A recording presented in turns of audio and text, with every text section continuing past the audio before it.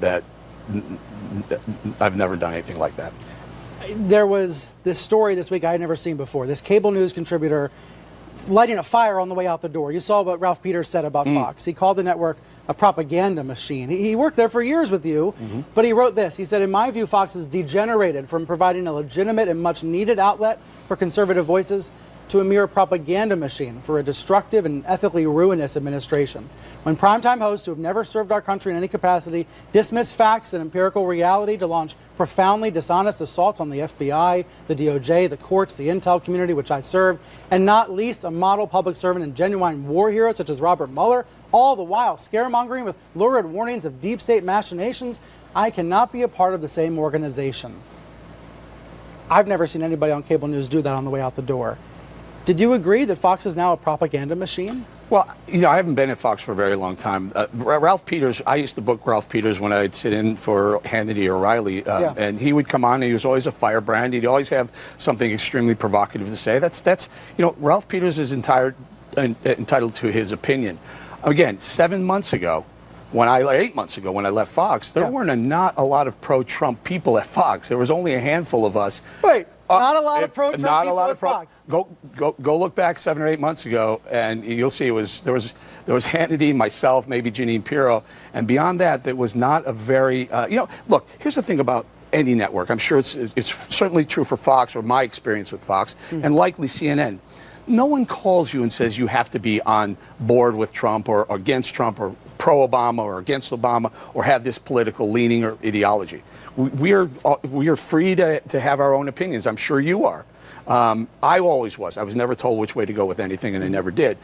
So the beauty of capitalism in the marketplace, free speech, is that there is a Fox which leans one way. CNN may lean another way. Another group, MS, may lean yet another direction. You have choices, and that's the beauty of the American capitalist system. But Peters is going further. He's saying Fox is assaulting our rule of law by trying to tear down Robert Mueller's probe, by trying to discredit Mueller's probe. He says he's embarrassed to work there. Were you ever embarrassed? No, I was never embarrassed. And that's Ralph Peters has always made very provocative statements. He would come on, and for the record, Ralph Peters never liked Trump from the very beginning. He never thought Trump would win the presidency, and he certainly wasn't a pro-Trump advocate afterwards. He's entitled to his opinion, but Brian, honestly, as I'm sure everyone here, Don and Anderson and Wolf, the difference is no one tells them what correct, but you're naming journalists. Ideological. Hannity, as Shep Smith recently said, some of these guys are entertainers, not journalists. I wondered if you agreed with Shep that some of the primetime hosts are entertainers at this point. No, I think Shep has his role. He gets it.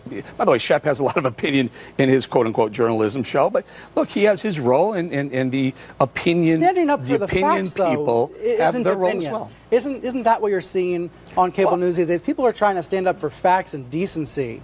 Yeah, but what's the point? I mean, you can still have a strong opinion and stay within the boundaries of fact, and I think that's generally what happens. Like Sean Hannity is a very good friend of mine, Laura Ingraham, a very good friend of mine. They're very opinionated, but they're always within the boundaries of fact. I mean, as opposed to a different type of news show, a straight news, a 6 o'clock news show here at Fox or anywhere, you're going to get straight news. This is what happened today. When you go into the prime time, every network as well, when you get into prime time, the primetime hosts on cable are delving further and further into opinion, but staying within the realms of fact. A year from now, you think you'll be in the government or you'll be on television? All I know is, at this moment, my goal in life is to save families from the opioid scourge that we've been honestly horrendously dealing with for the past 7 months. Yes. Losing a child is nowhere anyone should be, and hopefully what I'm doing with the opioid push with the White House, with the help of the White House, will save some lives. And that's really I'll let God light the next path for me right now. That's my only path. I've learned from the way you've shared your pain in the past 7-8 months. So many people have, what Brian. that's I mean, like. It's like opioids is touching more and more people, and young people, younger and younger people are being affected by it. If you're under 30, you're most likely to die by accident from an overdose, and likely an opioid overdose, more so than guns or cars. Eric, thank you for being here. Thanks, Brian. Good to see you. After a break here, a student journalist from Stoneman Douglas High School. She covered the aftermath of